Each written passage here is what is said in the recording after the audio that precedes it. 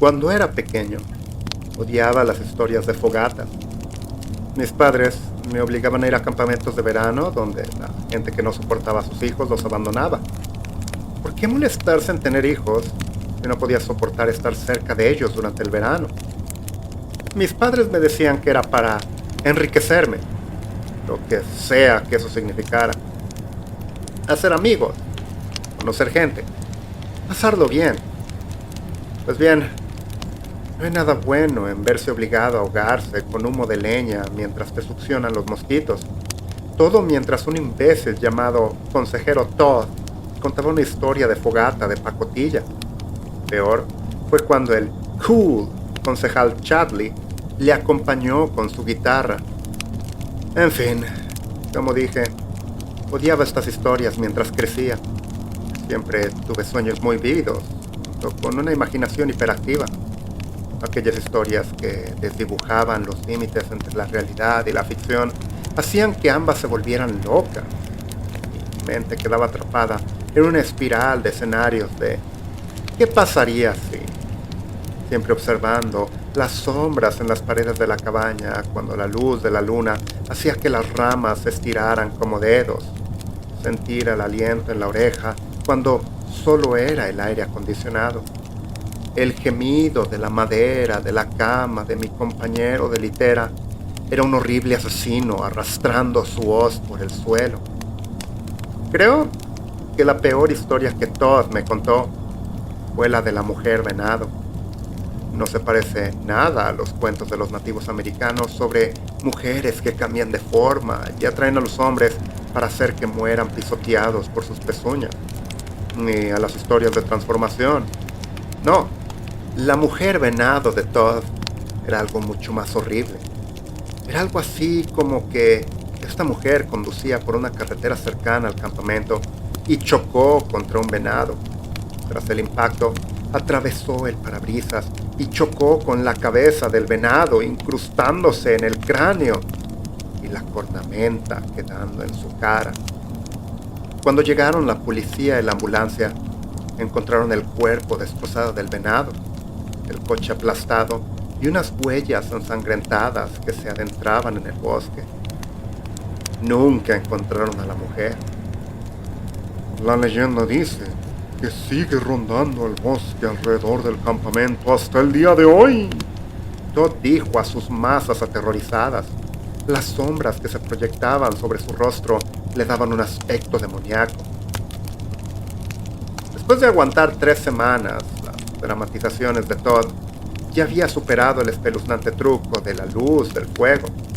Pero la historia me asustó. Yo detestaba la idea de conducir. La sola idea de conducir por una carretera oscura y sinuosa y chocar contra un venado me aterrorizaba. Mezclar eso con tener mis restos arrugados y rotos, aplastados con el cadáver del venado. ¡Oh, qué locura! Lo otro de la mujer alejándose para rondar el bosque era obviamente basura. Aunque mi miedo a cualquier cosa cervina en la naturaleza no estaba tan seguro. No me juzguen. Los venados tienen un aspecto espeluznante. ¿Y alguna vez has escuchado un alce cantar? Es un sonido inquietante. Así que, la historia en sí jugaba un poco con mi imaginación. Cualquier cosa vagamente parecida a un asta me erizaba la piel. Lo que a mis compañeros de campamento les pareció lo más divertido. Entonces, la noche solo empeoró. Ya era tarde, en pleno mes de junio. El sol todavía iluminaba el cielo sobre las 9 de la noche. Así que las historias de miedo no habían empezado hasta las 10. Ahora se acercaba lentamente la horrible hora de medianoche. Y se suponía que esta noche se iba a celebrar en todo el campamento una actividad de escondidas. Todo eso sonaba horrible. ¿Por qué permitir a los campistas armados solo con una linterna e ingenio esconderse en cualquier lugar del campamento? Había restricciones, como que nadie podía esconderse en el bosque. Aún así, la situación sonaba dudosa, en el mejor de los casos. Sin embargo, a los campistas que veían la lógica errónea de un juego así, no se les permitía quedarse en el banco, así que jugué en contra de mi voluntad. Al principio, intenté esconderme en algún lugar obvio para que me encontraran y me obligaran a retirarme antes de tiempo. Ese plan se vio frustrado cuando el concejal Chad se acercó y me miró con esa expresión que le pondrías a un niño pequeño odioso. «Vamos, amigo», dijo en su tono más chadiano. «Sé que no te gustan estos juegos, pero al menos tienes que intentarlo, amigo. Voy a darme una vuelta y volveré a contar. Y esta vez será mejor que encuentres un buen sitio para esconderte. ¿De acuerdo? 1, 2, 3. ¿Realmente me iba a obligar a hacer esto? De acuerdo. Si tenía que jugar, jugaría para ganar y darles un susto de una vez por todas. Corrí desde mi lugar bajo las mesas de picnic por el camino hacia el mejor escondite que conocía. A unos 800 metros del campamento había un conjunto de edificios abandonados que habían formado parte del campamento en algún momento previo. Todos los edificios estaban en mal estado. Algunos tenían ventanas y puertas tapiadas. Estaban llenos de cristales rotos. Muchos de ellos estaban repletos de muebles y utensilios viejos como hornos, refrigeradores y esas mesas de servir que se ven en los buffets. Abundaban las literas rotas, los colchones, las cómodas. En otras palabras, cosas bajo las cuales esconderse. ¿Tenía miedo del peligro potencial de las arañas y del tétano? Seguro. Pero el impulso de fastidiar a esos molestos coaches de campamento me impulsó. Todavía no estoy seguro de lo que pasó después de eso. Después de encontrar el lugar donde me iba a esconder. Escondido bajo una colección de literas desechadas, observé las ventanas en busca de señales de las linternas. Me sentía muy orgulloso de mí mismo. No voy a mentir. Llevarían horas buscándome. ¿Me metería en problemas por esto más tarde? Quizá. ¿Haría que me mandaran a casa? ¡Oh, Dios! Ojalá. Recuerdo haber estado en esa cabaña abandonada durante mucho tiempo. Mucho más de lo que pensaba. No llevaba reloj ni teléfono, así que no sabía qué hora era. El aburrimiento comenzó a tomar su efecto después de un tiempo. Cuanto más tiempo pasaba sin que ninguno de los consejeros viniera a buscarme, más me planteaba salir a rastros de mi escondite y volver a pie a mi cabaña. Un horrible hedor me llegó a la nariz justo cuando decidí que ya era suficiente. Probablemente era lo peor que había olido en toda mi vida. Y eso que alguien había hecho explotar una lata de spray para pedos en mi clase de carpintería de la escuela secundaria el año pasado. Eso no era mucho que decir. Fuera lo que fuera, estaba claro que había algo muerto cerca. Esperaba que no estuviera cerca de mi escondite. Uno pensaría que me habría dado cuenta de una cosa muerta antes. Pero entonces oí el sonido de algo caminando. Digo algo y no alguien, porque el ritmo no era el mismo. Había una especie de ruido de arrastre. Había demasiadas patas para una persona, pero no eran suficientes para un animal. Se me erizaron los pelos de la nuca y los brazos. Se me formó un nudo en las tripas y una vocecita de autoconservación me gritó que algo no estaba bien. El sonido se acercaba y el olor a muerte se hacía cada vez más intenso con cada paso. Entonces, mis oídos captaron la inhalación y exhalación de respiraciones entrecortadas, como si lo que fuera intentara respirar a través de una toalla mojada. Algo espeso y líquido cayó al suelo en gruesas gotas, como si alguien llevara un balde de agua y parte de ella se derramara. Luego se oyó el zumbido de las moscas. Cuando miré por la ventana más cercana a mi escondite, pude ver la nube negra arremolinándose a la luz de la luna. Poco después, apareció una figura sombría. Mi mente daba vueltas para ordenar el revoltijo de formas y figuras.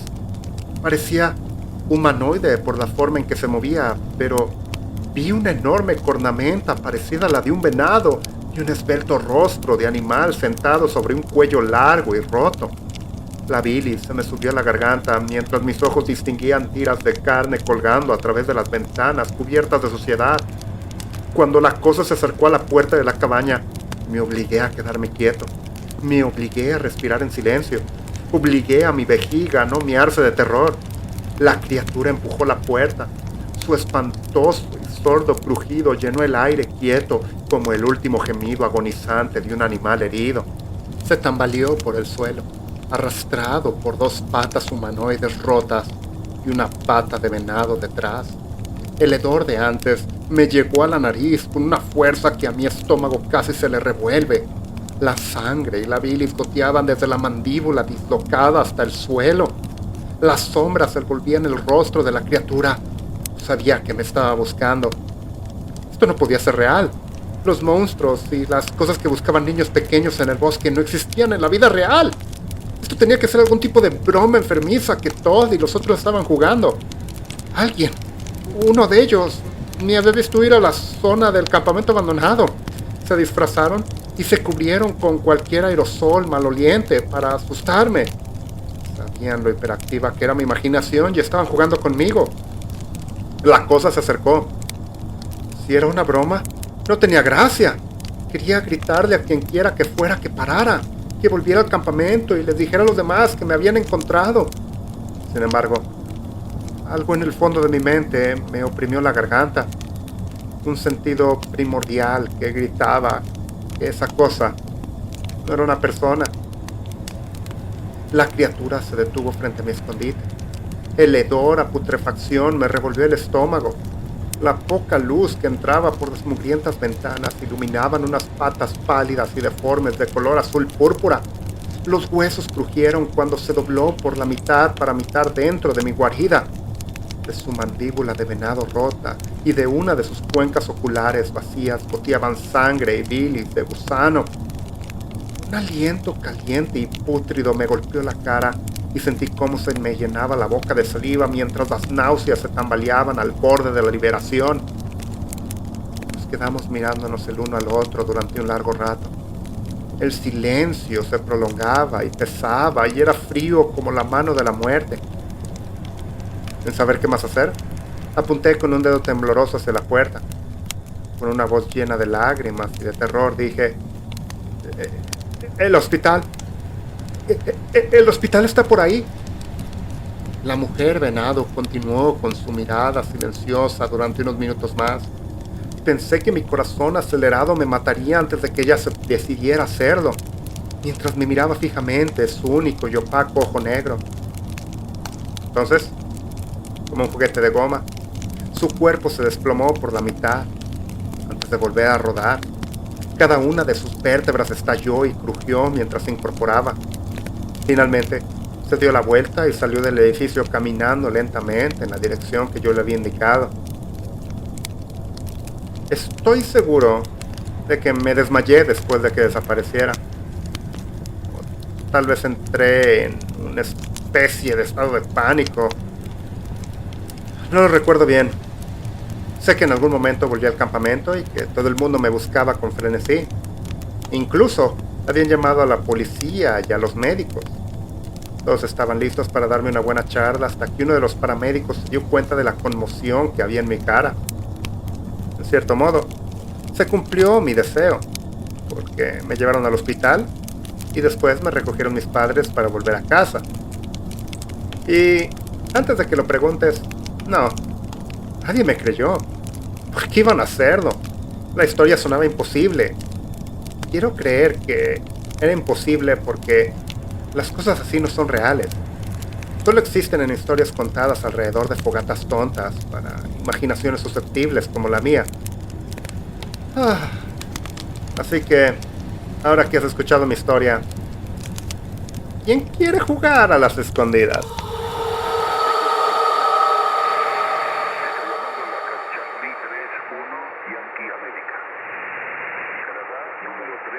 Acaban de escuchar El horror de la mujer venado, compartido por Worried Fearless 93.